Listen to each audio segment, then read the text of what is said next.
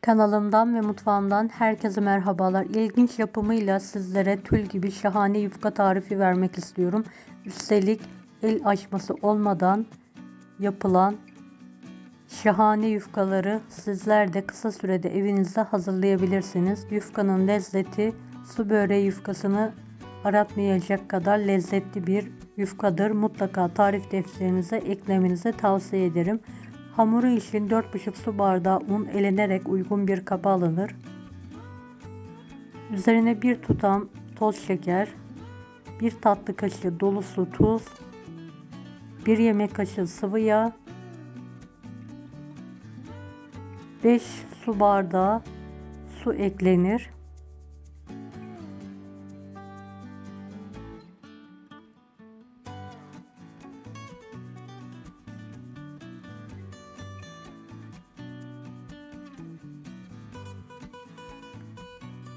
Evet, hamuru pürüzsüz olana kadar bir çırpıcı yardımıyla karıştıralım.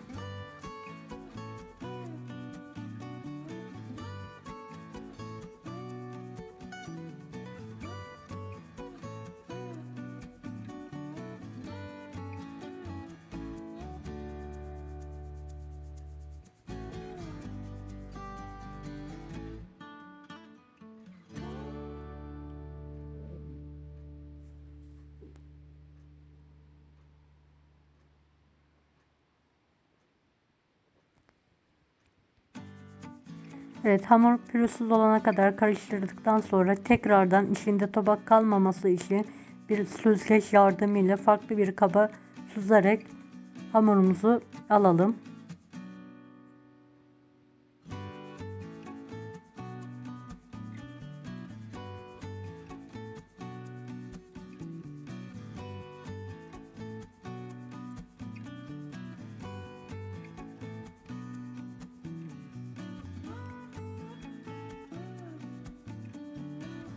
Evet, hazırlanan hamuru incecik dökebilmek için bir pet şişeye alalım belli bir miktarını.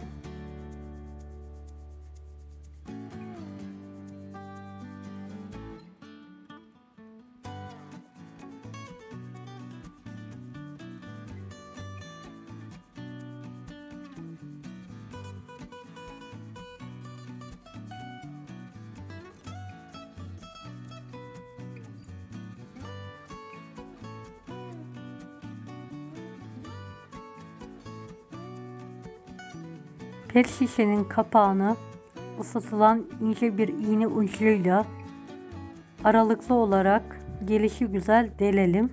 Bu sayede yufkalarımızı daha ince dökmüş olacağız. Kepçeyle döküldüğünde kalın yufkalar elde ediyoruz. Mutlaka bu tekniği kullanmanızı tavsiye ederim. Uygun bir tavaya, tencereye bolca su alalım. Üzerine bir tava oturtturalım. Bu sayede buharda yapışmayan incecik yufkalar pişirmemize yarıyor. Tavamızı bir peçete yardımıyla yağlayalım. Pet şişe yardımıyla hamuru tavamıza sıkarak dökelim. Her tarafına gelecek şekilde yayalım. Fazlalığını süzerek alalım hamurun. Tencerenin üzerine alarak buharda pişirmeye bırakalım. Yufka kurumaya başladığında kenarlarından kalkmaya başlıyor. Kalkmaya başladığında dikkatli bir şekilde yufkamızı tavadan alarak temiz bir havlu veya sofra bezi arasına alalım veya üzerine bir şekilde kapatalım. Üzerlerine veya kenarlarını hafif bir şekilde yağlayalım. Bu sayede yufkalarımız kurumaz. Her defasında mutlaka tavamızı yağlayalım. Pet şişe yardımıyla sıktıktan sonra fazla hamurunu bir kaseye dökerek alalım. Bu sayede incecik yufkalar pişirmiş olacağız. Evet, buharda pişirmek için tenceremizin üzerine alalım yufkamızı. Evet, kurumaya başladığında yufkamız hafif hafif kenarlarından kalkmaya başlıyor.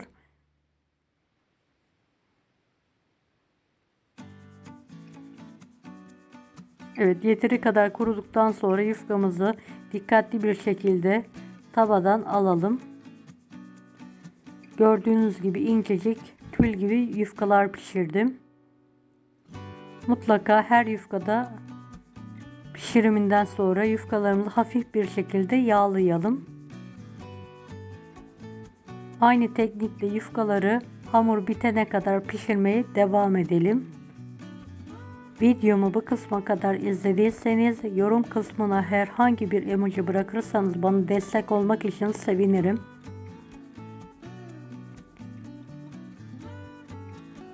Bu yufkaların lezzeti su böreğini aratmayacak kadar lezzetli, şahane bir yufkadır.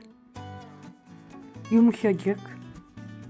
Tava börekleri yapabilirsiniz veya bol yağda kızartarak şıtır şıtır börekler de elde edebilirsiniz. Her türlü börek yapımına uygun yufkalardır. Dilerseniz tavada, dilerseniz fırında da pişirebilirsiniz yufkaları.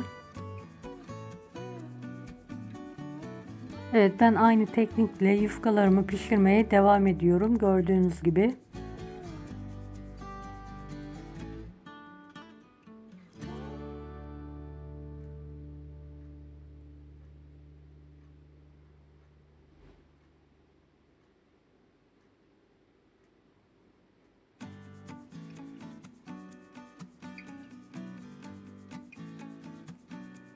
Evet, pet şişe yardımıyla tavaya sıkıyorum. Eşit bir şekilde yayarak buharda pişirmeyi bırakıyorum. Kenarlarından kalkmaya başladığında yeteri kadar yufkamı kurutuyorum. Yufkanın tek tarafını pişirerek tavadan alarak farklı bir servis tabağına alıyorum yufkalarımı. Evet, gördüğünüz gibi yufkalarımın hepsini pişirdim. İncecik tül gibi birbirlerine yapışmayan şahane yufkalarım hazır. Dilerseniz bu yufkaları önceden hazırlayarak hava almayacak şekilde buzdolabınızın alt bölümünde de saklayabilirsiniz. Bir hafta kadar. Evet, ben hemen tava böreği yapmak istiyorum. Hiç beklemeden uygun bir tencereye bir adet yemeklik doğranmış kuru soğan alınır. Üzerine bolca zeytinyağı alınarak kapalı bir şekilde sotelenmeye bırakılır. Bir demet yıkanmış pırasalarım var. İnce halkaları olacak şekilde pırasalarımı doğruyorum.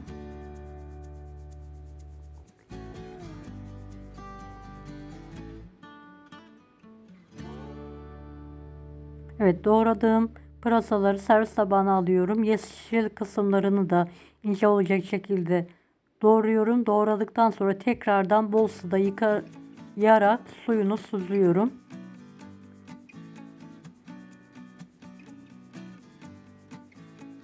Kuru soğanlarımı ara ara karıştırarak sotelenmesine yardımcı oluyorum.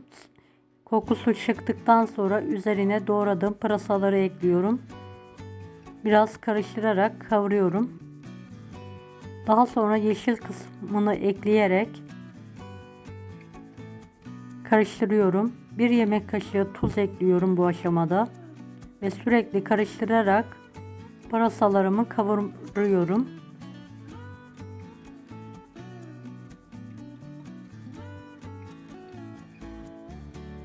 Bir yemek kaşığı biber salçası ekliyorum ve kokusu çıkana kadar kavuruyorum. Dilerseniz kırmızı pul biber de kullanabilirsiniz.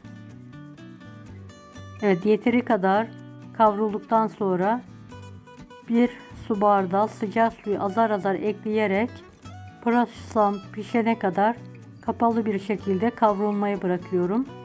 Evet, böreğimi yapabilmek için uygun bir tavanın altına yağ koyuyorum ve yufkalarımı tavanın altına dışarı taşıyacak şekilde yerleştiriyorum. Yufkaların yarısını tavanın alt bölümüne döşüyorum. Evet, pırasalı iç harcımı böreğin tam ortasına koyuyorum. Kalan yufkaları da bölerek su böreği gibi dalgalar yaparak döşüyorum. Kenarındaki fazlalıkları en son kapatarak böreğime su böreği efekti veriyorum. Dilerseniz içine kıyma veya peynir de kullanabilirsiniz. Lezzeti aynı su böreği yufkasının lezzetinde. Orta ocakta kontrollü bir şekilde böreğimi pişirmeyi bırakıyorum. Kızardıktan sonra bir tabak veya bir kapak yardımıyla böreğimi ters çeviriyorum. Diğer tarafının da pişmesini sağlıyorum.